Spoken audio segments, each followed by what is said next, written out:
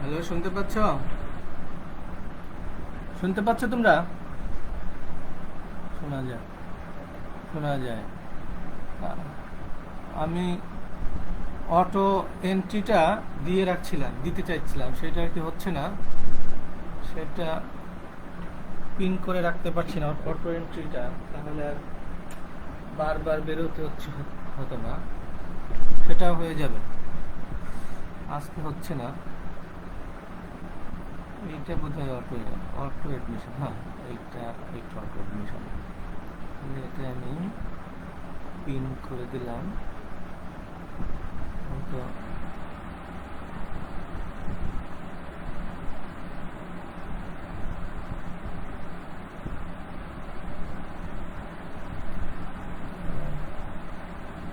Admission, attendance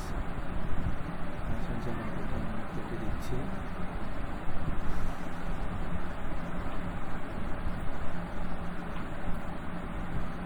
আমার page কি দেখা যাচ্ছে? আমার আমার দেখা যাচ্ছে না।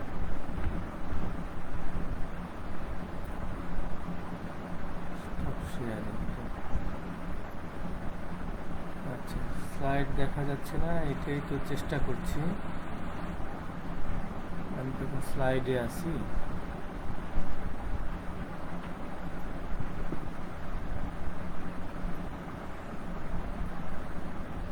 এখন স্লাইড দেখা যায় না? হ্যালো, এখন কি স্লাইড দেখা যাচ্ছে?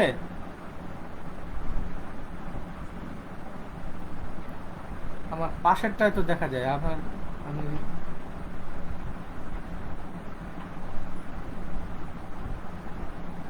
দেখা যাচ্ছিল,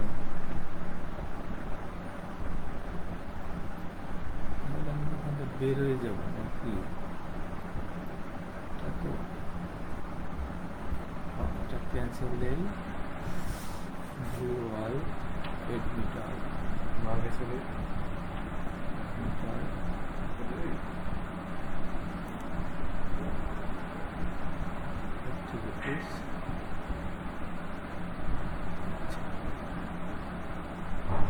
এটা অন করে দিলে তো আর আমাকে দেখা যাবে না। শেয়ার এন্টার স্ক্রিনটা দিলাম,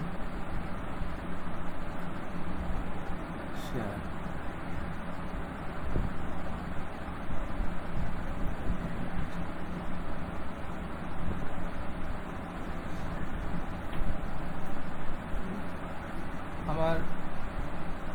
আমার স্লাইড দেখা যাচ্ছে কিনা?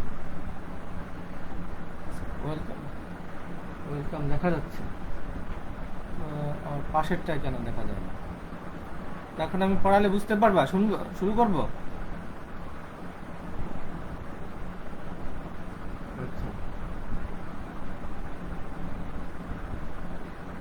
আর একটা সমস্যা আমি এখনো সলভ করতে পারি নাই, সেটা তোমার এখনো ফেসবুকে এটা রেকর্ড হয়ে থাকছে না। রেকর্ড হয়ে থাকলে তোমরা পরবর্তীতে, হ্যাঁ, ফেসবুক পেজে যদি এটা রেকর্ড হয়ে যেত, তাহলে তোমরা পরের ভিডিওগুলো বারবার দেখতে পারতাম। সেটা আমি আজকেও পারি নাই, ভাবছিলাম পারবো, সেটা আজকেও হয় নাই। আমি নেক্সট ক্লাসটা কলেজে বসে আবার নেবো ওদের সহযোগিতা নিয়ে, তখন এই সমস্যাগুলো যাবে। আগে তো নিজে কি কি সমস্যায় পড়ি সেগুলো বুঝতে হবে, তা না তোদের বলবো কি? আচ্ছা, ঠিক আছে। তো আরো কি আছে নাকি এডমিট?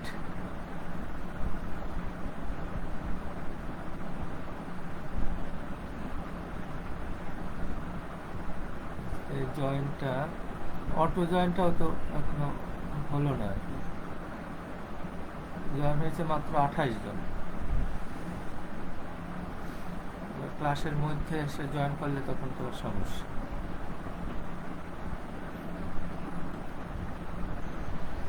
আচ্ছা যাই হোক, অ্যাডমিন করার আমি তো অপশনটা জানি না কোনটা অ্যাডমিন করে, করা যায় কিনা জানি না। কিন্তু আমি তো জুমে না, আমি তো গুগল মিট থেকে ফেসবুক পেজে, গুগল মিটে। হুম হুম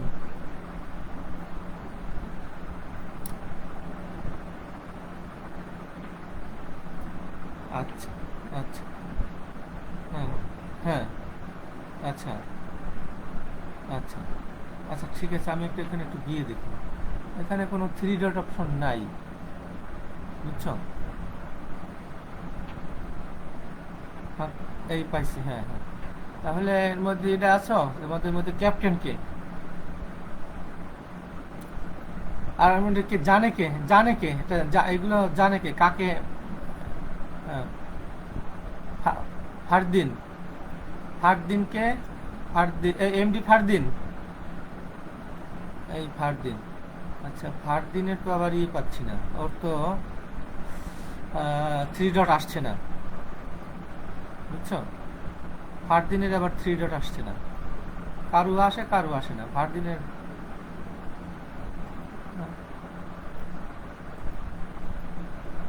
এখন তো আবার কারুরই আসে না, বুঝতেছি না তো। আচ্ছা যাও, ক্লাস নেই, পরে আমি এবার এটা দেখবো। এটা হুম, দেখি আরো কেউ এডমিট চায় কিনা, তাদেরকে এডমিট দিয়ে দিচ্ছি। 33 জন হয়েছে মাত্র। আচ্ছা, ঠিক আছে। আর দেখো, আমার স্লাইড দেখা যাচ্ছে, স্লাইড ওয়েলকাম দেখা যাচ্ছে না? হ্যাঁ, আচ্ছা ঠিক আছে। আমার সেই চিরাচরিত ওয়েলকাম, এটা নিয়ে বেশি আগাতে চাই না। এখন আমি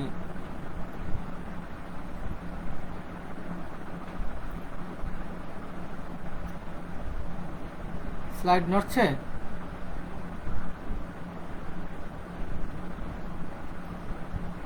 আচ্ছা ঠিক আছে, স্লাইড নড়ছে।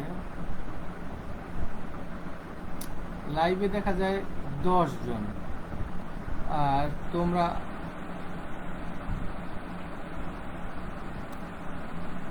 তোমরা আছো কয়েকজন। আচ্ছা, আমি এবার নামটাও শো করতে পারি নাই, শুধুমাত্র অনলাইন ক্লাস 4 লিখেছি। নামটা লেখা এখন এখন পরে আর লেখা যাচ্ছে না, এডিট করা যাচ্ছে না।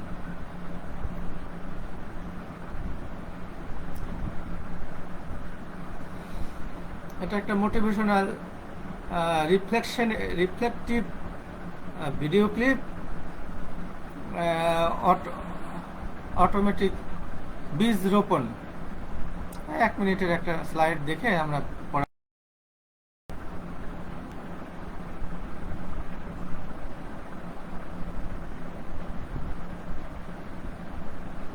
দেখো কিভাবে বীজ রোপণ করে। আমাদের তো হাজার হাজার মানুষ দিয়ে বীজ রোপণ করতে হয়, শত শত মানুষ দিয়ে।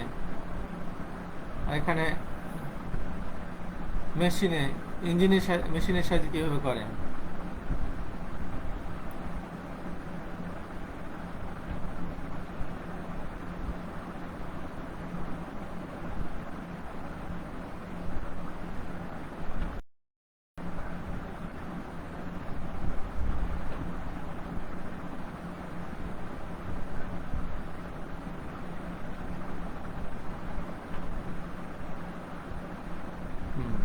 ধান রোপণ শেষ, আমরা পড়ায় চলে যাচ্ছি। Chapter 2, costing.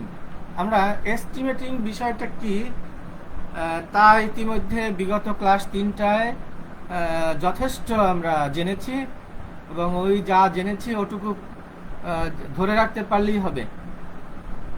বারবার একটু পড়বে, যেহেতু এটা রেকর্ড থাকছে না, বইতে লেখাগুলো আছে, আর আমি যেগুলো পড়িয়েছি ওইভাবে লিখবে। বইয়ে কিন্তু এইভাবে লেখা নেই, বইয়ে কিন্তু অনেক শর্টকাট উল্টাপাল্টা ভুল অর্থ করা আছে, ওভাবে পড়বে না। আমি যেভাবে ইনস্ট্রাকশন দিচ্ছি এভাবে পড়বে। আজকে যা পড়ব তা হলো কস্টিং এর ডেফিনিশন। কস্টিং কাকে বলে, কি বোঝায়, aims of costing, difference between estimating and costing, estimating এবং কস্টিং এর মধ্যে পার্থক্য পড়ব,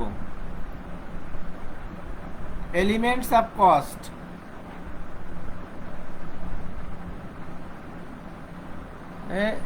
কি বলো, আম্মুর সাথে কথা বলো, সব শোনা যাচ্ছে, ভয়েস অফ করে নাও।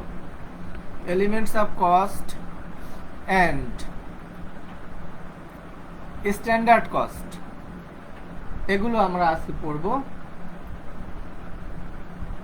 At the end of this session, students can explain what is costing. Costing কি বলতে পারবে, এটা খেয়াল রাখবা। কস্টিং কাকে বলে এটা যেন বলতে পারো, বুঝতে পারো, সেদিকে নজর রেখে লেকচারটা শুনবা। Explain aims of costing, costing এর লক্ষ্য কি বা উদ্দেশ্য কি, কেন কস্টিং করা হয়, সেটা আমরা যেন বুঝতে পারি, শিখতে পারি। আমার স্লাইডে এগুলো সবই বলবো, তোমরা সেটা ভালো করে খেয়াল করবে। আমার কথার সাথে স্লাইড কি দেখা যাচ্ছে তোমাদের মোবাইলে? আচ্ছা, নাকি পরে আসে ছবি? আমার কাছে যে ডিভাইসটা আছে পাশে, সেটা দেখা যায় যে আমি কথা বলছি তার অনেক পরে ওখানে ছবি শো করছে। আচ্ছা, একসাথেই আসছে না? আচ্ছা, তাহলে ঠিক আছে। Explain difference of costing.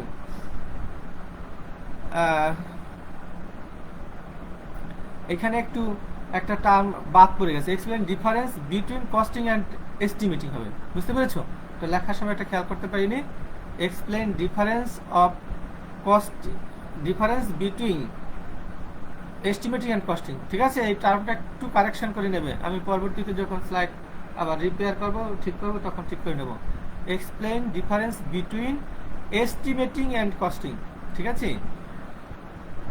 এরপরে explain elements of costing, costing এর এলিমেন্টস গুলো ব্যাখ্যা করতে পারবে।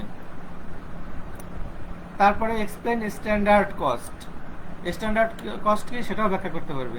এই স্ট্যান্ডার্ড কস্ট এই বিষয়টাও তোমার পূর্বের স্লাইডে, যেখানে স্টুডেন্টস এই সেশনের পরে শিখতে পারবে, যা ওর মধ্যে কিন্তু দেওয়া নেই, এটা পরে সংযোজন করা হয়েছে, এই জন্য একটু খেয়াল করে রেখো। আজকে আমরা 5টা জিনিস শিখবো। What is costing, aims of costing, difference between estimating and costing, elements of costing and standard cost, ঠিক আছে? এই 5টা জিনিস শিখবো, ভালো করে খেয়াল করে শিখে নেবে। আমার কথাগুলোর মধ্যে কিন্তু এই 5টা পয়েন্টই থাকবে, 1 by 1।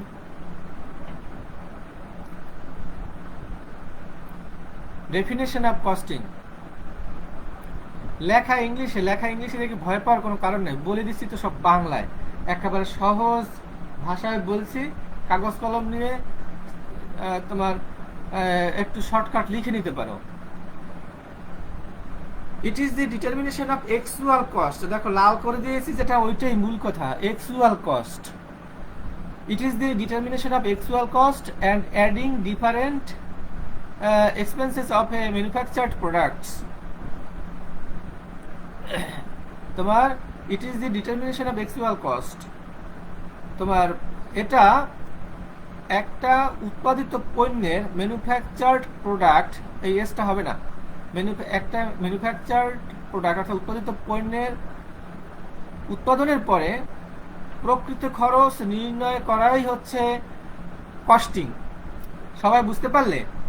এস্টিমেটিং ছিল উৎপাদনের পূর্বে সম্ভাব্য ব্যয় নির্ণয় বা ব্যয় নির্ধারণ, তাই না? একটু কথা বলো। এস্টিমেটিং ছিল কিন্তু তাই, উৎপাদনের পূর্বে সম্ভাব্য ব্যয় নির্ধারণ।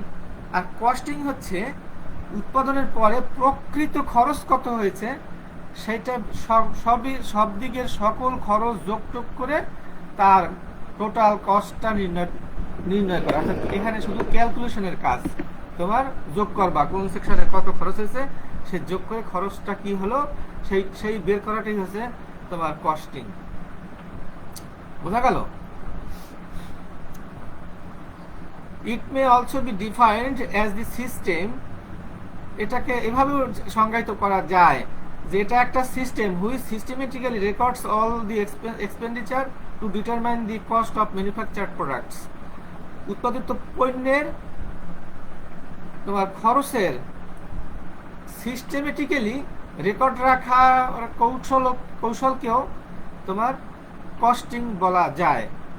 এই সংজ্ঞার দুইটা অংশ, ওই প্রকৃত খরচ নির্ণয় করাটাও কস্টিং, আর সিস্টেমেটিক হয়ে যে তোমার রেকর্ড রাখে সেটাও কস্টিং। আমরা উপরের কথাটা মনে রাখবো, মুখস্থ রাখবো, এইটা উপরের কথাটাই হয়েছে মেইন কথা। বুঝতে পারছো? সব বিষয় যদি লিখতে না পারি, বুঝতে না পারি, যদি মনে না থাকে, এই উপরের কথাটা বলবো যে উৎপাদন হয়ে যাবার পরে একটা উৎপাদিত পণ্যের যাবতীয় খরচ যোগ করে প্রকৃত খরচ নির্ধারণ বা নির্ণয় করাকেই বা হিসাব করাকেই কস্টিং বলে। বুঝতে পেরেছি?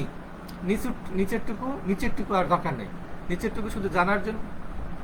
তোমার একটা পণ্য উৎপাদনের পরে সব সেকশনের সকল খরচ যোগ করে তার মোট উৎপাদন খরচ নির্ণয় করা বা হিসাব করাকে কস্টিং বলে। বুঝতে পেরেছ? আমরা উৎপাদন করে ফেলেছি, উৎপাদন করার পরে বিভিন্ন শাখায় যে যত খরচ হয়েছে, মেশিনের কস্ট কত লাগছে, মেশিন অপারেটরের খরচ কত লাগছে, ম্যানেজারের বেতন কতটুকু পড়ছে, তোমার কাঁচামাল কিনেছি কত টাকার, তোমার ওই কুল্যান্ট লাগছে কয় পয়সার, এই বাড়তি যত রকমের খরচ আছে, চিঠিপত্র তোমার লিখতে কাগজে খরচ হয়েছে কয় টাকা, তোমার সেলস ডিপার্টমেন্টের খরচ হয়েছে কয় টাকা, ডিস্ট্রিবিউটরের কমিশন দিচ্ছি কয় টাকা, তোমার বড় বড় কর্মকর্তাদের বেতন দিচ্ছি কয় টাকা, অফিস সেকশনে খরচ পড়ছে কয় টাকা, টেলিফোন বিল কত পড়ছে, এই সকল সেকশনের যত খরচ আছে সব খরচগুলো যোগ করবো। যোগ করে ওই প্রোডাক্টটার উৎপাদিত খরচ কত, সেই খরচ যে নির্ণয় করা, এই প্রকৃত খরচটাকেই বলে কস্টিং। ঠিক আছে? ওই নির্ণয় করাটাকে কস্টিং বলে, অ্যাকচুয়াল কস্ট। বুঝতে পারছি না? আর এস্টিমেটিং কি ছিল? এস্টিমেটিং ছিল উৎপাদন করার পূর্বে সম্ভাব্য খরচ কত হতে পারে সেইটা নির্ধারণ করা। তাহলে এস্টিমেটিং হচ্ছে উৎপাদনের পূর্বে করে, আর কস্টিং করে উৎপাদনের পরে। ক্লিয়ার? একজনের রেসপন্স করো, ক্লিয়ার না হলে আবার বলবো। হ্যাঁ, এস্টিমেটিং তোমার উৎপাদনের পূর্বে আর কস্টিং উৎপাদনের পরে। এটা হচ্ছে একটা প্রধান পার্থক্য। বলা আছে না আমরা পড়ব যে difference between estimating and costing, এইটা কিন্তু একটা মেইন তোমার পার্থক্য। এস্টিমেটিং উৎপাদনের আগে আর কস্টিং উৎপাদনের পরে। এস্টিমেটিং করতে লাগবে ইঞ্জিনিয়ার, কারণ তার জানতে হবে তোমার মেশিনিং টাইম সম্পর্কে জানতে হবে, কোন মেশিন দিয়ে করে সেটা জানতে হবে, অপারেশন কি কি সেটা জানতে হবে, ড্রয়িং জানতে হবে, কিভাবে তোমার কোন প্রোডাক্টটা করবে তার ড্রয়িংটা কেমন, ড্রয়িং করতে হবে। কাজেই এস্টিমেট করবে একজন ইঞ্জিনিয়ার, হাইলি টেকনিক্যাল পারসন। বুঝতে পেরেছো? আর কস্টিং করবে একজন অ্যাকাউন্ট্যান্ট, সে খালি যোগ করবে তোমার কাঁচামালের খরচ হয়েছে কত, তোমার লেবার খরচ হয়েছে কত, বিল্ডিং এর ভাড়া দিছি কত, ইত্যাদি ইত্যাদি, কত কত কত কত দিয়া কত দিছি, কোথায় কারে কোথায় দিছি, সেইগুলো যোগ করে তোমার উৎপাদন খরচটা নির্ণয় করবে। তাহলে এই কাজটা করতেছে অ্যাকাউন্ট্যান্ট, এইটা করতে আর ইঞ্জিনিয়ার লাগবে না। এখন এই আমাদেরকে যেহেতু এই এস্টিমেটিং করতে হবে, অ্যাকাউন্ট্যান্ট কি কাজ করবে সেই জন্য অ্যাকাউন্ট্যান্টের কাজটাও জানতে হবে। এই জন্য আমরা কিন্তু অ্যাকাউন্টিং করি। বাস্তবে ওই হিসাব বোঝার জন্য, অফিসের হিসাব কিভাবে রাখে সেটা শেখার জন্য, বোঝার জন্য অ্যাকাউন্টিং করি। অ্যাকাউন্ট্যান্টদের ইঞ্জিনিয়ারিং করা লাগে না, এস্টিমেটিং করতে হয় না। ক্লিয়ার? আমরা এখন নেক্সট ক্লাসে যাচ্ছি, নেক্সট স্লাইডে যাচ্ছি। এইমস অফ কস্টিং, কস্টিং এর উদ্দেশ্য খুব সোজা কথা। To determine the cost of each article. প্রত্যেকটা এখানে আর্টিকেল বলতে বোঝায় আইটেম, প্রোডাক্ট একটা। ঠিক আছে? একটা প্রোডাক্টে যেমন তোমার তুমি একটা সাপোজ টুল পোস্ট তৈরি করবা, টুল পোস্টে অনেকগুলো অংশ আছে না, যন্ত্রাংশ আছে না, সেই অংশগুলোর প্রত্যেকটাকে বলে আর্টিকেল। সেটা বলছে determine the cost of each article. প্রত্যেক প্রত্যেকটা আর্টিকেলের বা প্রত্যেকটা যন্ত্রাংশের তোমার খরচ নির্ণয় করা, এটা হচ্ছে একটা তোমার এই প্রধান কাজও বলতে পারি, প্রধান কাজ, 1 নম্বর কাজ বা 1 নম্বর উদ্দেশ্য। কাজ যদি বলে এই কস্টিং এর কাজ কি, তাহলেও তোমার এইগুলো দিয়েই লিখতে হবে। এখানে 2% কারেকশন করতে পারি না, পরবর্তীতে আমি কারেকশন করে নেব। এটা 2 নম্বর, to determine the cost of each operation to keep control over workers wages. তোমার প্রত্যেকটা অপারেশনের তোমার খরচ কত তা নির্ণয় করতে হবে, কারণ হলো to keep control over workers wages. তোমার যারা লেবার, যারা কাজ করে, ওয়ার্কারদের মজুরির উপরে নিয়ন্ত্রণ রাখার জন্য প্রত্যেকটা অপারেশনের খরচ নির্ধারণ করতে হবে, নির্ণয় করতে হবে। কারণ হলো ওইটা যদি না করা হয় তো ওয়ার্কার্সদের পিছনে যে খরচ বেশি পড়ছে এটা বোঝা যাবে না। আর তারা যদি কাজ কম করে তোমার খরচটা বাড়াই দেয়, তাহলে তোমার প্রোডাকশন কস্ট বেড়ে যাবে, তোমার উৎপাদন মূল্য বেড়ে যাবে, তোমার দ্রব্যের পিছনে খরচ বেশি হয়ে যাবে, এস্টিমেট কস্ট ছাড়াই যাবে, তোমার মার্কেট প্রাইস বেড়ে যাবে, বেশি দামে বিক্রি করতে হবে, বেশি দামে কেউ কিনবে না, ফলে ইন্ডাস্ট্রি লোকসানের মুখে পড়বে। বুঝতে পেরেছি? এখানে প্রত্যেকটা অপারেশনের তোমার খরচ নির্ণয় করে। এখানে মেইনলি হচ্ছে the cost of each operation, এইটা প্রধান জিনিস। কেন করছি? Control over the workers wage, এই জন্য এইটার উপর গুরুত্ব দেওয়া হয়েছে। তোমার ওয়ার্কার্স ওয়েজের উপরে কন্ট্রোল রাখার জন্য, নিয়ন্ত্রণ রাখার জন্য প্রত্যেকটা অপারেশনের খরচ ডিটারমাইন করতে হবে। To provide information to ascertain the selling price of the product, selling price নির্ণয় করতে হবে। প্রোভাইড ইনফরমেশন অর্থাৎ কোথায় কত খরচ হয়েছে এটা তো আমরা হিসাব করে বের করছি। এখন এই ইনফরমেশনটা দিতে, প্রোভাইড মানে দেওয়া, ascertain the selling price of the product, প্রোডাক্টের তোমার বিক্রয় মূল্য নির্ণয় করার জন্য বা নির্ধারণ করার জন্য, অ্যাসার্টেন মানে নির্ধারণ বা ঠিক করার জন্য সব তথ্য সরবরাহ করতে হবে। মানে কত খরচ করছি, কোথায় কত খরচ হয়েছে, তাহলে সেই তথ্যগুলো সরবরাহ করতে হবে। To supply information for detection wastages, wastages মানে তোমার যে অপচয় যেগুলো হয়ে গেল, কাজ করতে গিয়ে ভেঙে গেল, নষ্ট হয়ে গেল, তোমার বাদ পড়ে গেল, সেগুলো ওয়েস্টেজ। ওয়েস্টেজ হলো কোথায় কোথায় কি ওয়েস্টেজ হয়েছে তার ইনফরমেশন সাপ্লাই করতে, সংগ্রহ করতে হবে এবং দিতে হবে, ওই for asserting the selling price, এবং টোটাল কস্ট কত পড়েছে সেটা নির্ধারণের জন্য। এখানে ঠিক নির্ধারণ বলবো না, নির্ণয় বলবো। To help in reducing the total cost of manufacture, reducing the total cost, total কস্টটা কমাইতে এটা সাহায্য করে, এটা একটা উদ্দেশ্য। টোটাল কস্ট কত এটা কমাতে সাহায্য করবে, কারণ কোন শাখায় কত খরচ এটা তো আমি একেবারে হিসাব রাখছি, টাইম টু টাইম হিসাব রাখছি, কাজ হচ্ছে আর হিসাব রাখছি, ফলে তোমার টোটাল কস্টটা কমাতে সাহায্য করবে, কারণ আমি কন্ট্রোল করতে পারছি। আমি যদি জানি কোথায় খরচ হচ্ছে, ওয়ার্কারদের পিছনে খরচ হওয়ার কথা ছিল এই যতটুকু কাজ হয়েছে তাতে 5,000 টাকা, খরচ হয়ে গেছে 6,000, তখন টাইট দিয়ে দিতে হবে যাতে প্রোডাকশন রেট বাড়ে, খরচ তোমার উৎপাদনের খরচটা যাতে বেড়ে না যায় সেদিকে খেয়াল করে টাইট দিতে হবে, ফলে খরচ কমবে। মানে এইভাবে ম্যানুফ্যাকচারিং এর সময় টোটাল কস্ট রিডিউসিং করতে হেল্প করে। To suggest changing in design when the cost is higher, যখন কস্ট বেড়ে যাবে, উৎপাদন খরচ বেড়ে যাবে, তখন তোমার ডিজাইন পরিবর্তনের সাজেস্ট করতে হবে, যে ডিজাইন পরিবর্তন করেন, তা না হলে খরচ বেশি পড়ে যাচ্ছে, মার্কেটে প্রোডাক্ট চলবে না বা লাভ বেশি করা যাবে না, ইনভেস্টমেন্ট বেশি করে তোমার রিটার্ন ভালো আসবে না। জিনিসটা বোঝা গেল? সবাই শুনছো? আচ্ছা, একটা গল্প শোনো। এই যে পেস্ট, টুথপেস্ট, এই টুথপেস্ট আগে ছিল তোমার একটু তোমার শক্ত শক্ত, চাপ দিলে তোমার কম পরিমাণ বেরোতো, বুঝতে পারছো? কারণ একটু টাইট, মুখটা ছিল ছোট, যাতে তোমার বেশি খরচ না হয়। এখন ওই পেস্ট কোম্পানির কাছে তোমার একজন তোমার MBA করা বিদগ্ধ মানুষ গিয়ে বলছে, আমাকে একটা জব দেন, আমি আপনার পেস্টের বিক্রয় আপনার 10% 1 মাসের মধ্যে বাড়াই দেব। বলছে কি বলেন, আচ্ছা ঠিক আছে, যদি এটা আপনি পারেন তাহলে আপনাকে বেতন দেব 1 লক্ষ টাকা বা 5 লক্ষ টাকা বেতন। বুঝতে পারছো? এখন সে শুধু কিছুই করে নাই, চাকরিটা নিয়ে সে শুধু বুদ্ধি দিয়েছে এই যে আপনি পেস্টের টিউবের মুখটা একটু বড় করেন আর পেস্টটা একটু নরম করেন, চাপ দিলে যাতে বেশি পড়ে। বুঝতে পারছো? তারপর থেকে দেখা গেল যে সত্যি সত্যি ওরকম পেস্ট ওরকম বানাইছে, একটু একটু তোমার লুজ বানাইছে এবং পেস্টের মুখটা একটু মোটা বানাইছে। তাহলে এখন আমরা ব্যবহারকারীরা যেই চাপ দেই, আগে যেটু খরচ করতাম তার চেয়ে একটু বেশি পড়ে। অ্যাজ এ রেজাল্ট সর্বশেষে দেখা যায় যে তোমার 10 ভাগের 1 ভাগ খরচ ওই করে ফেলতেছি, ফলে তার সেলস বেড়ে গেছে, লাভ বেড়ে গেছে। বুঝতে পেরেছো? এই হলো সাজেস্ট চেঞ্জিং ইন ডিজাইন, তোমার ডিজাইন চেঞ্জের সাজেশন। বুঝতে পেরেছো?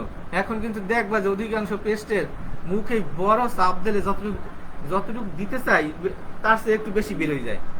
বুঝতে পারছো? এটা কিন্তু একটা তোমার মার্কেটিং কৌশল। To help in formulating the policies for changing the prices of the products, policies for charging the price of the products, প্রোডাক্টের যে চার্জ, এটা কোথায় কতটুকু চার্জ পাবে, মানে তোমার উৎপাদনে যে খরচটা হয় সেটাকে চার্জ বলে আর কি। যে চার্জ বিভিন্ন জায়গায় বিভিন্ন রকমের চার্জ হচ্ছে, তা সেই চার্জ যাতে কমানো যায় সেই পলিসিটা কি, সেই নীতিটা কি, সেই নীতি নির্ধারণ, ওই যে গল্পটা বললাম ওটা একটা নীতি নির্ধারণ। বুঝছো? Formulating the policies for charging the price যাতে তোমার কম খরচ হয়। যেমন তোমার ওই লেবাররা খালি তোমার করে ওই কাজে ফাঁকি দেয়, তাদেরকে ধরা যায় না, তখন তোমার ফর্মুলা কি লাগাই দাও, তোমার সিসি ক্যামেরা লাগাইয়া তোমার ম্যানেজার তার রুমে বসে থাকে আর কিছুই করে না, রুমে বসে দেখে কে কোথায় গল্প করে কি করে, যে গল্প করলে ডাক দেয়, এই কি করো, কাজ করো না। বুঝতে পারছো? সিসি ক্যামেরা লাগাই দিলা। এই হলো ফর্মুলেটিং দি পলিসিস, মানে পলিসি ফর্মুলেশন করে দিল, charging the prices of the products. এই হলো বিষয়, যাতে চার্জ কমে যায়।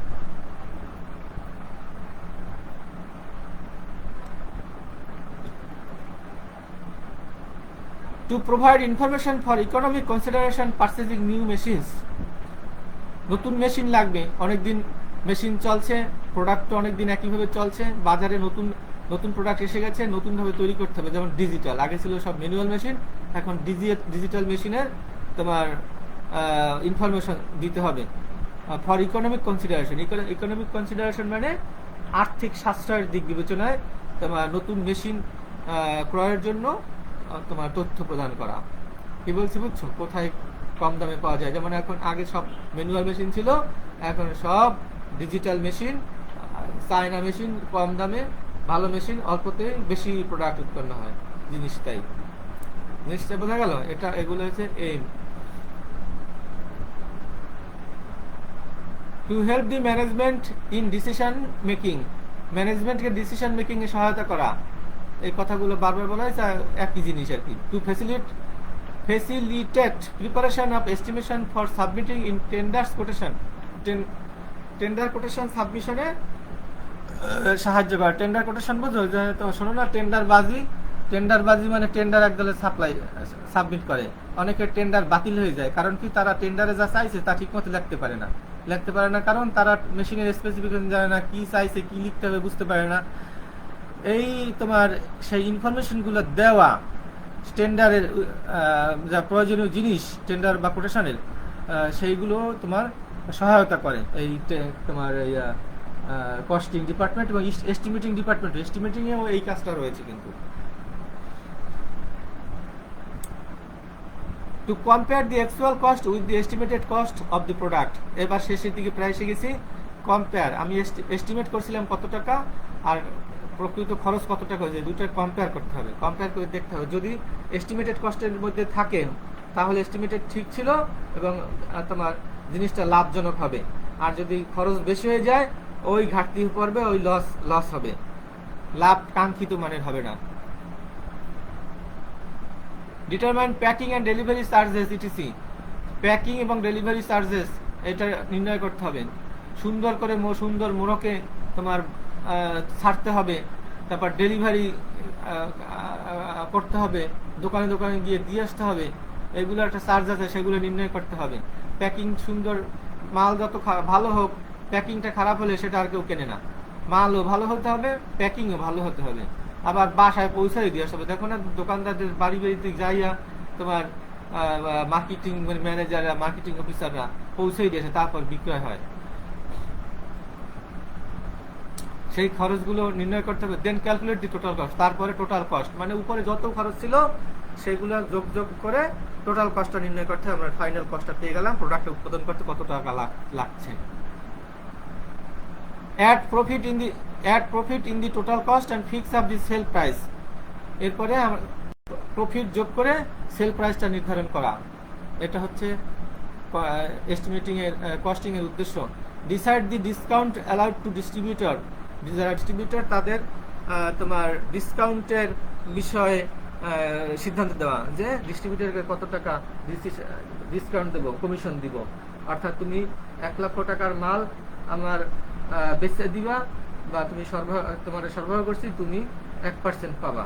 সে তার আর কোনো কাজ নাই, সে একটা গুদাম ভাড়া করে সব জিনিসগুলো রাখা দেয়, ওইখান দিয়ে আবার অন্য জায়গায় চলে যায়, সে 1% পাই যায়, বসে বসে কোনো কাজ নাই। ঠিক আছে, এটা এই ডিসিশনটাও কস্টিং এর কাজ। Decide delivery time in consultation with the production and sales department. Sales department এবং প্রোডাকশন ডিপার্টমেন্টের সাথে তোমার আলোচনা সাপেক্ষে কবে তুমি মাল সরবরাহ করবা সেটা ডিসাইড করা। কারণ উৎপাদন হয়ে গেছে, খরচ নির্ণয় হয়ে গেছে, বিক্রয় মূল্য নির্ধারণ হয়ে গেছে, এখন সাপ্লাই টাইম। বুঝতে পেরেছি? বাইরে কেউ অপেক্ষা করছে, ক্লাসের বাইরে নিতে হবে, এরকম কেউ আছে? এখন আমি যদি এখান থেকে বেরোয় গিয়া আবার যদি ঢুকতে না পারি, তবু দেখি একটু পারা যায় কিনা। হ্যাঁ, নাই মনে হয় নাকি, কারণ ক্লাস শুরু করছে অনেক পরে। আচ্ছা, এবারে দেখছি difference between estimating and costing. এই কথা তোমার লেসন ডিক্লারেশনের সময় একটু মিসিং হয়েছিল। Differences between estimating and costing. এখন এস্টিমেটিং এবং কস্টিং এর মধ্যে পার্থক্য কি, কে বলতে পারো? একজনের পার্থক্য একটা বলো দেখি।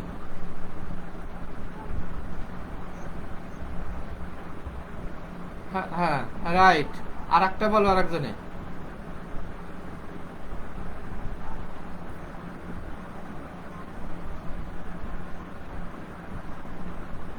তা নাও হইতে পারে, এটা পার্থক্য হবে না। আর একজনে বলো। রাইট, হ্যাঁ, ইঞ্জিনিয়ার লাগবে, পার্সন লাগবে। হ্যাঁ হ্যাঁ, গুড। এই দুইটাই হয়েছে মেইন, তারপরে বানাই বুনে আর দুই একটা লাগবে, এই তো আর কি। Estimating, calculate the probable cost before manufacturing starts. এই তোমার এস্টিমেটিং হচ্ছে ম্যানুফ্যাকচারিং স্টার্টস এর পূর্বে সম্ভাব্য খরচ হিসাবকরণ বা নির্ণয়করণ বা নির্ধারণকরণ। ঠিক আছে? whereas কস্টিং হলো determine the actual cost of the product adding all expenses after manufacturing done. Manufacturing হয়ে যাবার পরে সকল খরচ যোগ করে প্রকৃত খরচটা নির্ণয় করাই হচ্ছে কস্টিং। ক্লিয়ার? বোঝা গেল? আচ্ছা, এর দ্বিতীয়টা, estimation requires highly technical knowledge that is done by an engineer. Estimate করবে একজন ইঞ্জিনিয়ার। আর কস্টিং করবে, costing requires the knowledge of accounts that is done by an accountant. Accountant করবে কস্টিং। আর একটা, estimation forecast the probable cost and that's why one can know the product shall be profitable or not. আগে estimate করা থাকলে তোমার এস্টিমেটটা যদি যথাযথ হয় তাহলে বোঝা যাবে যে উৎপাদিত পণ্যটা লাভজনক হবে কি হবে না। এইটা ফোরকাস্ট মানে পূর্বাভাস দেয়। ঠিক আছে? এস্টিমেট কি করে? উৎপাদিতব্য পণ্যটি লাভজনক হবে কি হবে না তার পূর্বাভাস দেয়। এই পূর্বাভাস পেলে আমি কাজে লাগবো কি লাগবো না আমি সিদ্ধান্ত গ্রহণ করতে পারি। ঠিক আছে?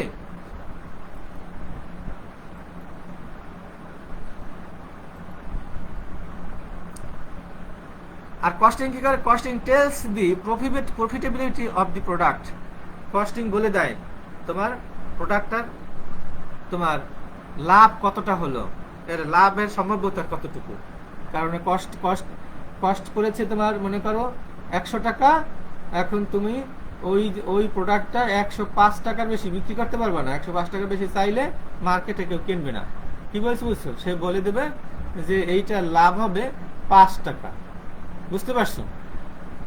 আর যদি তোমার কস্টিংটা কম হয়, 80 টাকা হয়, আর ওটা যদি 105 টাকায় বিক্রয় করা সম্ভব হয়, মার্কেটে যদি 105 টাকায় চলে, কারণ আরও তো প্রোডাক্ট আছে ওই জাতীয়, তাহলে তোমার লাভ হবে 25 টাকা।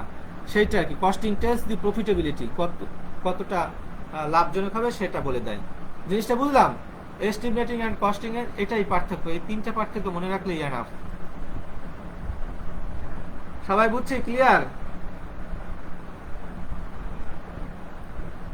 আচ্ছা, এলিমেন্টস অফ কস্ট খুব গুরুত্বপূর্ণ, একেবারে ভেরি ভেরি ইম্পর্ট্যান্ট। এই এলিমেন্টস অফ কস্ট এটা বুঝতে পারলে তোমার অনেক তোমার এস্টিমেটিং এর অর্ধেক বোঝা হয়ে যাবে। এস্টিমেটিং তো বুঝলাম, কস্টিং বুঝলাম, এখন কস্টের উপাদানগুলো কি কি, কস্টের উপাদানগুলো কি কি যদি আমরা জানি, তাহলে আমি এস্টিমেটিংও করতে পারবো এবং কস্টিংও বের করতে পারবো।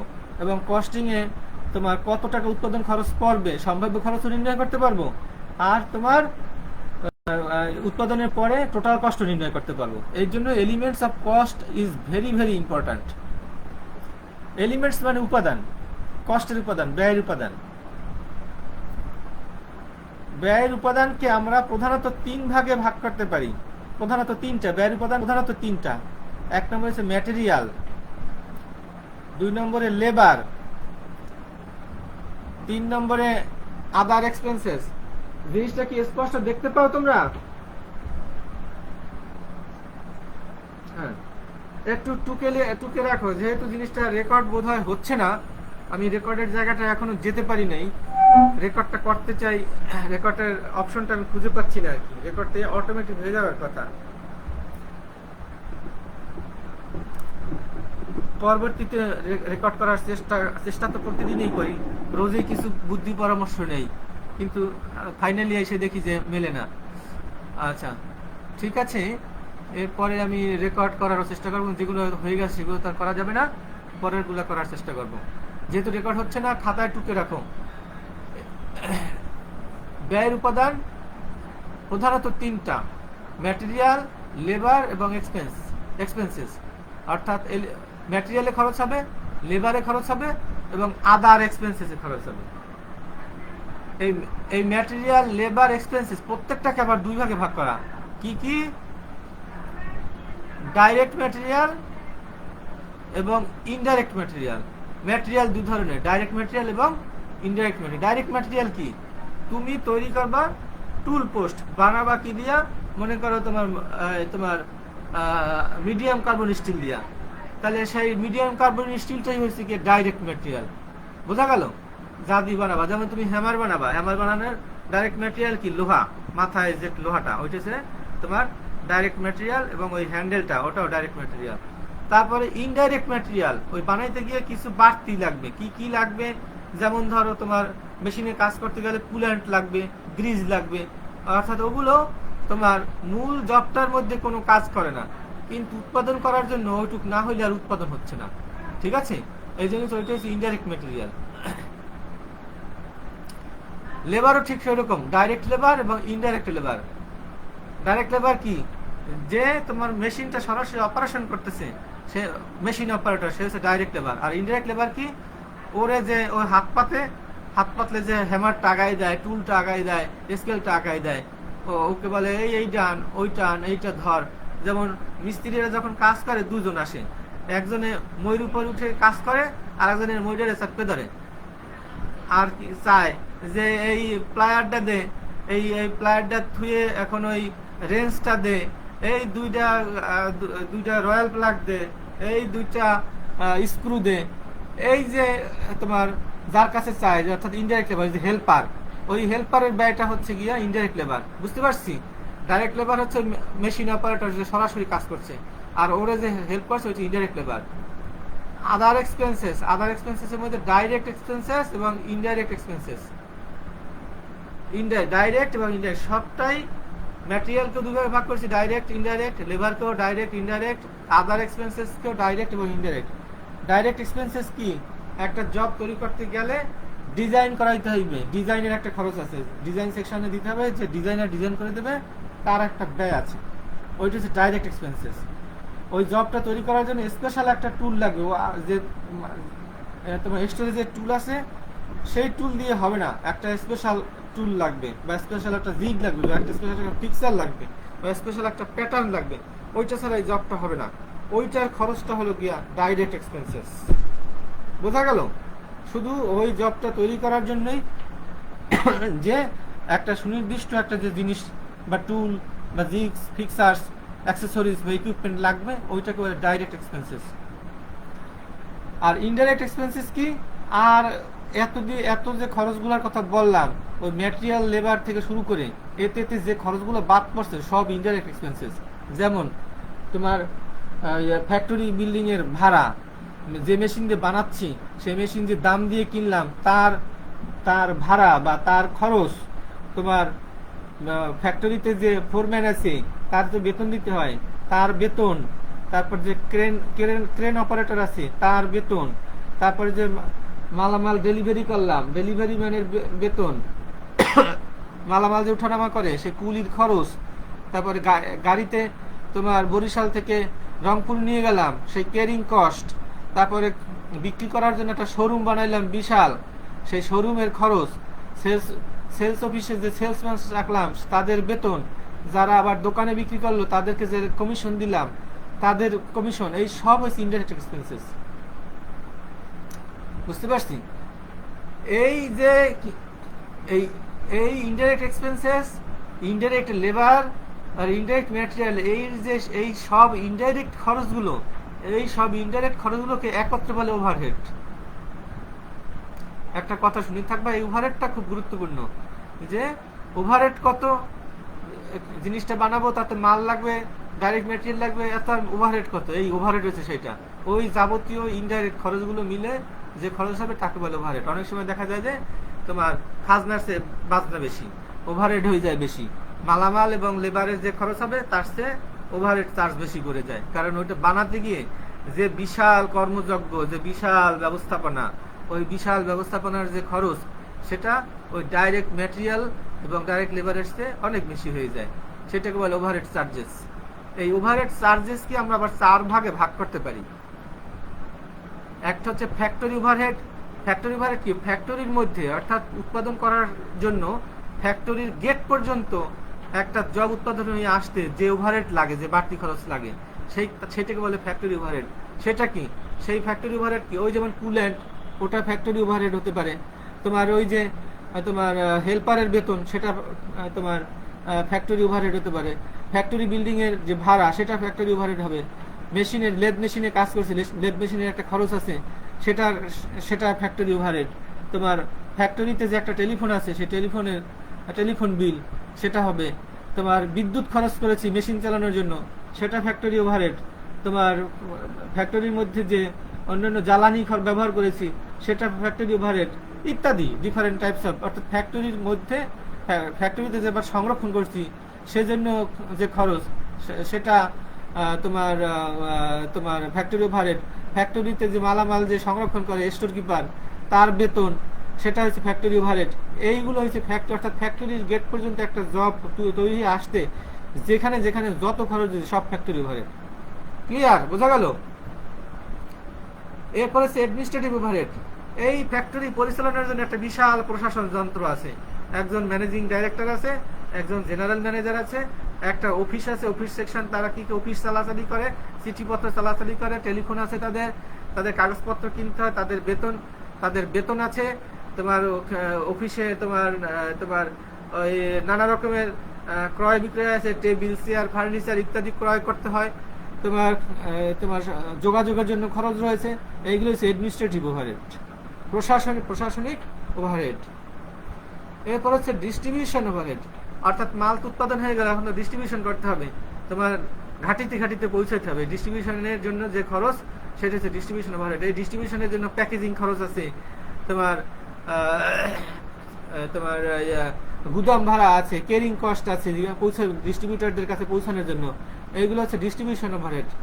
তারপর হচ্ছে সেলস ওভারহেড, বিক্রয় উপরি খরচ। এই ওভারহেডকে বাংলা উপরি খরচ বলে। ওভারহেডের অন্য কথা তোমার নাম আছে কতগুলা, overhead charges, overhead, burden, on cost, এগুলো হচ্ছে সব ওভারহেডের তোমার প্রতিশব্দ। তো সেলস ওভারহেড কি, ওই যে তোমার দোকানে যে বিক্রয় করছি সেইখানে বিক্রয়ের যে খরচ, বিক্রয়ের জন্য তো খরচ করতে হবে। যেমন কাপড়ের দোকানে কাপড় বিক্রয়ের জন্য দেখো বিশাল একটা দোকান বানাইছে, সে দোকানের একটা বিশাল খরচ হয়েছে। তারপর সেখানে তাক বানাইছে, তার খরচ হয়েছে। সেলসম্যান আছে 10 জন, সেই 10 জন সেলসম্যানের বেতন আছে। সেলসম্যানের টাইম টু মাঝে মাঝে নাস্তা খাওয়া হয়, তার খরচ আছে, ইত্যাদি ইত্যাদি। বিক্রয়ের জন্য যে খরচ সেটা হচ্ছে সেলস ওভারহেড। এই ওভারহেড হলো হচ্ছে এই 4 প্রকার। এখন examples of the elements of cost, কস্টের উপাদানগুলোর উদাহরণ, যেগুলো এতক্ষণ বকবকিং করেছি সেইগুলো আবার একটু লিখে দিয়েছি যাতে এক নজরে মনে থাকে, বুঝতে পারো। ডাইরেক্ট ম্যাটেরিয়াল কি কি, MS rod, flat bar, SS rod, GI sheet, etc. Indirect materials কি কি, coolant, grease, etc. Direct labour কি, machine operator, machinist, welder, technician, worker, এইগুলো হচ্ছে ডাইরেক্ট লেবার। ইনডাইরেক্ট লেবার কি, helper, guard, supervisor, crane operator, etc. তারপরে direct expenses কি, design, pattern, special jigs, fixers, special tools, etc. এই হচ্ছে direct expenses. Indirect expenses কি, salary of office staffs, stationery মানে হচ্ছে তোমার মনোহারি, কাগজপত্র, সুতা ইত্যাদি। টেলিফোন বিল, বিল্ডিং রেন্ট ইত্যাদি ইনডাইরেক্ট এক্সপেন্সেস। ফ্যাক্টরি এক্সপেন্সেস বা ফ্যাক্টরি ওভারহেড বা ফ্যাক্টরি এক্সপেন্সেস হচ্ছে depreciation of machinery, depreciation of factory building, salary of foreman, electric bill ইত্যাদি। অ্যাডমিনিস্ট্রেটিভ এক্সপেন্সেস বা ওভারহেড কি, salary of office staff, salary of manager, stationery, rent of office building ইত্যাদি। Distribution expenses কি, dispatching cost, packing, distribution commission, distributors commission. তারপরে selling expenses কি, advertising মানে advertise করতে হবে, আমার মাল ও মুখ তারিখে বিক্রয় হচ্ছে, সবার চেয়ে ভালো আসে, টেলিভিশনে অ্যাডভার্টাইজ করতেছি, অনেক খরচ। টেলিভিশনে না জানাইলে তোমার মাল যে মার্কেট আসছে কে জানবে, কে কিনবে, সেই অ্যাডভার্টাইজিং কস্ট। অথবা বিলবোর্ড বানাইতে হবে বড় বড়, তার একটা খরচ আছে, সেগুলো হচ্ছে সেলিং এক্সপেন্সেস বা overheads. Salary of salesman, rent of showroom ইত্যাদি। এগুলো তোমার এলিমেন্টস অফ কস্ট। বুঝলা সবাই? হ্যালো, আচ্ছা, হ্যাঁ, এখন একটু তোমার আর বেশি সময় পড়াবো না, তোমার শেষ করে দেবো, আমরা প্রায় শেষ পর্যায়ে আসি। ডেফিনিশন, স্ট্যান্ডার্ড কস্টের definition, it is the predetermined cost of a product. এইটা পরীক্ষায় থাকবেই কিন্তু, it is the predetermined cost of a product, এইটুকু বললেই হবে। স্ট্যান্ডার্ড কস্টই তোমার, যেমন তোমার বালতি তৈরি করবা, বড় বালতিটায় খরচ কত হবে ওইটা হিসাব করে ছোট একটা বালতি বানাইতে চাও, তোমার বালতি যে তৈরি করে তার কাছে বললেই হবে আপনি কত ক্যাপাসিটি, কত লিটারের বালতি চান, সে দাম বলে দেবে এত টাকা, অত টাকাই খরচ হবে। ওইটাকে বলে predetermined cost of a product. এই যে পূর্ব নির্ধারিত বা পূর্ব নির্ণীত যে কস্ট, সেইটাকেই বলে স্ট্যান্ডার্ড কস্ট। যেটা এস্টিমেট করলো ওইটাই খরচ আগে, অর্থাৎ উৎপাদনের পূর্বে যেটা এস্টিমেট করে দিলা খরচ ওইটা হলো, এর কোনো ব্যত্যয় ঘটে না, ওইটাকে বলে প্রিডিটারমাইন্ড কস্ট। ওইটাই হচ্ছে গিয়া স্ট্যান্ডার্ড কস্ট। বুঝতে পেরেছো? After compiling different expenses an estimated cost of a product is forecasted which is known as standard cost. অর্থাৎ তোমার সকল খরচ বিষয় বিবেচনা করে যে তোমার যে কস্ট এস্টিমেট করা হয় সেটাই প্রকৃতপক্ষে খরচ হয়, এবং ওইটাকেই বলে প্রিডিটারমাইন্ড কস্ট এবং স্ট্যান্ডার্ড কস্ট, তাকে বলে স্ট্যান্ডার্ড কস্ট। অর্থাৎ এমন অনেক কিছু কস্ট আছে যেটা এস্টিমেট করলে যা হয় তোমার উৎপাদন করার পরও সেই একই হয়, সেটাকে বলে স্ট্যান্ডার্ড কস্ট। এই standard it is used as a device to check and lower the overhead expenses and improve efficiency. এখন এইটা লাগে কিসে? এটা তোমার check and lower the overhead cost যাতে বেড়ে না যায় সেটা চেক করার জন্য এইটা বেশ ভালো কাজে লাগে। আমার এটার খরচ হবে 500 টাকা, তোমার প্রতিমধ্যে দেখা যায় যে 400 টাকা খরচ হয়ে গেছে, খরচ আরো বেশি হবে, তখন বুঝতে হবে যে তোমার খরচ বেশি হয়ে যাচ্ছে, এটা তো হতে পারে না, ওইটা চেক করার জন্য ওটা অর্থাৎ ওইটা খরচটা যাতে বেড়ে না যায় সেটাকে সীমার মধ্যে রাখার জন্য এটা ডিভাইস হিসেবে কাজ করে। অর্থাৎ স্ট্যান্ডার্ড কস্ট যদি কোনোটা বের করা যায় থাকে তাহলে বাড়তি খরচ হওয়ার কোনো সুযোগ থাকে না। অ্যাডভান্টেজেস, তোমার স্ট্যান্ডার্ড কস্টের অ্যাডভান্টেজ কি? It provides a check on various expenses, বিভিন্ন এক্সপেন্সেসের উপর একটা চেক করতে পারে। একটা তোমার চেকের বাংলা কি? চেক মানে তোমার পরীক্ষা, তোমার চেক অ্যান্ড ব্যালেন্স করতে পারে, পরীক্ষা রাখতে পারে, অর্থাৎ একটা কন্ট্রোল ওভার রাখতে পারে, নিয়ন্ত্রণ রাখতে পারে। ইট helps in deciding the budget, budget কত হবে তার সিদ্ধান্ত গ্রহণে সহায়তা করে। It helps the budgetary control, এটার অসুবিধা কি? এটার সুবিধা কি? বাজেটারি কন্ট্রোল, বাজেট যেন বেশি না হয়ে যায়, বাজেটের চেয়ে বেশি খরচ না হয়ে যায়, সেটা কন্ট্রোল করতে পারে। It helps reduction of wastage, wastage যাতে না হয় বা সেই ওয়েস্টেজ কমাই দিতে পারে। ইট হেল্পস ইন প্রাইস ডিটারমিনেশন, খরচ কত হবে সেটা তোমার নির্ণয় করতে সহায়তা করে, অর্থাৎ যাহাই এস্টিমেট করবো তাহাই ব্যয় হবে, এইটার হেল্প করে। এই হলো গিয়ে তোমার স্ট্যান্ডার্ড কস্টের তোমার সুবিধা। ইট is a measure for arriving at the efficiency of the concern, অর্থাৎ প্রতিষ্ঠানের ইফিসিয়েন্সি, যথাযথ এফিসিয়েন্সি লাভ করার জন্য এটা একটা মেজার, মানে এটা একটা ব্যবস্থা। অর্থাৎ স্ট্যান্ডার্ড কস্ট যদি করার থাকে করতে পারি, বের করে নিতে পারি, এস্টিমেট কস্টটা যদি বের করে নিতে পারি এমনভাবে যেটা খরচ ওইটাই হবে, তাহলে তোমার ওই প্রতিষ্ঠান লাভজনক হবে, সে দক্ষতার সাথে কাজ করতে পারবে। আজকে পর্যন্তই। ইভ্যালুয়েশন তোমাদের নিজেদের পড়ে নিতে হবে। তোমার স্ট্যান্ডার্ড কস্টের অসুবিধাগুলো কি বইয়ের মধ্যে আছে, খুব কম দুই একটা আছে, এই দিয়ে খুঁজে নেবা, ওইটা তোমাদের হোমওয়ার্কের মধ্যে থাকবে, ওটা আমি মুখে বলে দিলাম, ওইটা হোমওয়ার্ক, ওইটা বুঝে শিখে নেবা। ইভ্যালুয়েশন অফ লেসন, আজকে দেখো যা পড়ছি তা পারো কিনা। State differences between estimating and costing, তোমার এস্টিমেটিং এবং কস্টিং এর মধ্যে দুটো ডিফারেন্স বলো একজনে, দ্রুত ছেড়ে দেবো তাড়াতাড়ি।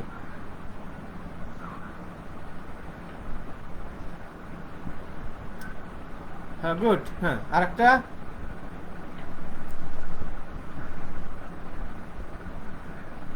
Right. State what is called overhead with examples, overhead কাকে বলে এক্সাম্পল দিয়ে বলো। প্রত্যক্ষ মালামাল, প্রত্যক্ষ লেবার এবং প্রত্যক্ষ আনুষঙ্গিক খরচ বাদে অন্যান্য যত প্রকার খরচ আছে সব খরচগুলোকে ওভারহেডস বলে। যেমন তোমার depreciation of machine, depreciation of building, তোমার ফোরম্যানের বেতন, অফিস কর্মচারীদের বেতন ইত্যাদি ইত্যাদি, এগুলো হচ্ছে গিয়ে তোমার ওভারহেড। বোঝা গেল? State two advantage of standard cost, standard কস্টের দুটো সুবিধা বলো। সুবিধা কি? এটা বাজেটারি কন্ট্রোল করতে পারে এবং বা এটা তোমার it provides check on various expenses. সোজা দুটা উদাহরণ হচ্ছে deciding the budget, it helps in deciding the budget, আর ইট হেল্পস বাজেটারি কন্ট্রোল, ব্যাস হয়ে গেল। অথবা ইট রিডাকশন অফ ওয়েস্টেজ, অথবা it helps in price determination, অথবা it is a measure for arriving at the efficiency of the concern. বোঝা গেল? এটা হচ্ছে স্ট্যান্ডার্ড কস্টের সুবিধা। অসুবিধাগুলো একটু দেখে নিও, যেহেতু টাইম নেই আর সেখানে যাচ্ছি না, অনেকেই নামাজে যাবা বলে ফেলেছো। হোমওয়ার্ক, যেটা খাতায় তোমার সেশনাল খাতায় লিখে সুন্দর করে জমা দিবা। Explain the elements of cost, ওই যে এলিমেন্টস অফ কস্টগুলো পড়েছি সেই প্রধানত তিনটা, material, labour, expenses, direct material, indirect labour, direct material, indirect material, direct labour, indirect labour, direct expenses, indirect expenses, এই সবগুলো ডিটেলস উদাহরণ সহ বলবা। With suitable examples and submit when class will begin physically, যখন ক্লাস কাটা জন্য শব্দ হচ্ছে, হ্যাঁ, submit when all class will begin physically. এই তাহলে আজকে এই পর্যন্ত, নেক্সট ক্লাসে পড়বো components of cost. Thank you very much. Skills is personal wealth, তোমার দক্ষতা তোমার ব্যক্তিগত সম্পদ, but skilled persons are national wealth, তোমার দক্ষ জনগণ জাতীয় সম্পদ। নিজেকে স্কিল করবা, নিজেকে স্কিল করলে নিজে ওইটা তোমার পার্সোনাল সম্পদ হবে এবং তোমরা সবাই মিলে দেশের সম্পদ হবা। বুঝতে পেরেছ? কথাটা মনে রেখো, স্কিলস ইজ পার্সোনাল ওয়েলথ। তোমার যত যে স্কিল থাকবে ওটা তোমার পার্সোনাল, ওটা পার্সোনাল সম্পদ, ওই দিয়েই তুমি তোমার জীবন সুন্দর করতে পারবে। Skill persons are national wealth, এবং এই স্কিল জনগণেরা হচ্ছে জাতীয় সম্পদ। এর জন্য স্কিল জনগণের এত সম্মান। তারা দেশের উন্নয়ন করে, তারা দেশকে অগ্রগতির দিকে নিয়ে যায়। Good luck, best of luck, সবাই ভালো থাকো। আবার দেখা হবে বৃহস্পতিবার বিকেল 5:30টায়। থ্যাংকস এ লট। ওয়ালাইকুম আসসালাম।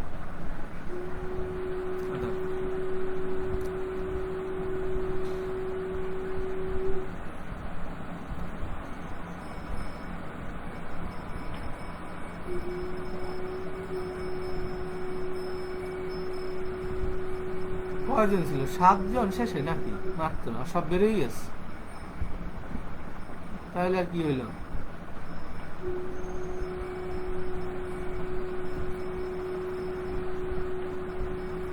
হাজিরা শীটটা কোথায়? সবাই হাজিরা দিতে হবে।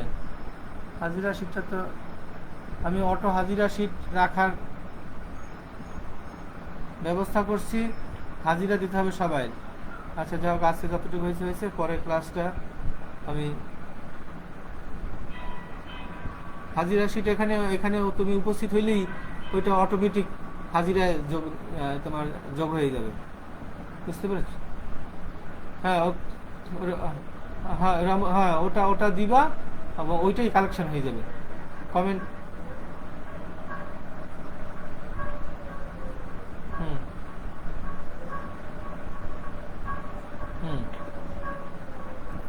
হ্যাঁ পারবা দিতে পারবে। হ্যাঁ অ্যাটেন্ড করছো তখন হ্যাঁ বলো। হ্যাঁ হ্যাঁ হ্যাঁ হ্যাঁ প্রেজেন্ট ওইখানে কমেন্ট বক্সে প্রেজেন্ট দেওয়া যায় না? কমেন্ট বক্সে প্রেজেন্ট দিয়ে দেবা। পরের দিন কমেন্ট বক্সে দিবা, অসুবিধা নেই। কারণ তুমি তো দেখছো, হ্যাঁ ক্লাসটি দেখছো, এটাই হচ্ছে বড় কথা। এবং সবাইকে উৎসাহিত করবো যেন সবাই যেন ক্লাস হয়। 18ই তোমার সেপ্টেম্বর তোমাদের মিড টার্ম পরীক্ষা হবে সশরীরে। ক্লাসে প্রেজেন্ট থাকতেই হবে, ক্লাসগুলো করতেই হবে বারবার।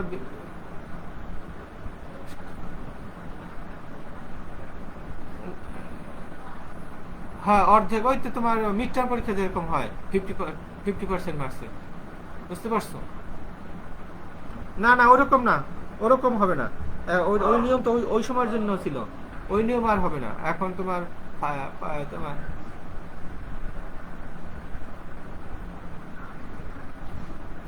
বুঝি নাই। আবার এটা জানানো হবে, ওরা তো মিড টার্ম পরীক্ষার পরে আমরা ফর্ম ফিল আপ করি, তখন একসাথে নেই, আগে তো নেই না। ঠিক আছে, তাহলে আর কারো কোনো কথা আছে? সবার ক্লাস হয়? সব স্যারের ক্লাস হয় কিনা এটা আমার জানাতে হবে। কোন স্যারের কতটুকু? হ্যাঁ তোমার এই মাসুদ পারভেজের ক্লাস হয়? মাসুদ পারভেজের সাবজেক্ট আছে তোমাদের? আছে? ক্লাস হয়েছে মাসুদ পারভেজের? তাহসিনার ক্লাস হয়েছে? তাহসিনার ক্লাস তো আজকে ছিল না, যেদিন থাকে সেদিন হয় কিনা? তোমাদের তাহসিনারও ক্লাস আছে। তারপরে আর কার আছে তোমাদের ক্লাস? ওই সঞ্জয় ঢালির ক্লাস আছে, ওয়েল্ডিং ক্লাস হয়েছে না? ঠিক আছে, ক্লাস না হইলে আমাকে জানাবা। ঠিক আছে, আমি চেষ্টা করব স্যারদের, যেমন আমারই তো কিছু তোমার সমস্যা আছে, যে আমি তোমার ওই ফেসবুকে তোমার লাইভটা এখনো ঠিক করতে পারি নাই। রেকর্ড মেসেজ তোমার আমার পার্সোনাল যেটা দেয় সেইটা দেখি, কিন্তু তোমার বরিশাল পলিটেকনিক ইনস্টিটিউট পেজে যেটা দেয় ওইটা কার মেসেজ এটা তো আর বুঝি না, এই জন্য ওইটা আর দেখি না। আমার গ্রুপে মেসেজ দেখি, সেইগুলোই জবাব দেই। পদ্মপাতার জল, তারে তো আমি কোনো উত্তর দেই না, বুঝছো? নাম লাগছে পদ্মপাতার জল। হ্যাঁ, এই পদ্মপাতার জল তোমার আমি গরিব বাবার একমাত্র ছেলে, এই সমস্ত এই সমস্তকে তো আমি কোনো রেসপন্স করি না। ঠিক আছে, দুষ্ট ছেলে এদেরকে আমি তোমার ফেসবুকে অ্যাডও করি না, 15-16টা এরকম আছে তোমার তোমার অ্যাড হওয়ার জন্য ওয়েটিংয়ে, ওদেরকে অ্যাড জীবনেও করবো না। কি বলছি বুঝছো? কারণ ওই পদ্মপাতার জল কোন পদ্মপাতার জল তা তো আমি বুঝতে পারছি না। আবার ফেস ফেস আবার পিছনের দিকে, বুঝছো, উল্টাই দিছে। তো তারে আমি অ্যাড করে আমি মরবো নাকি? আমি তাদেরকে আমি অ্যাড করি না, এই হলো বিষয়। সে যতই মেসেজ দিক, ওই মেসেজে আমি তোমার রিপ্লাই দেই না। বেস্ট অফ লাক, স্টপ করে দিলাম।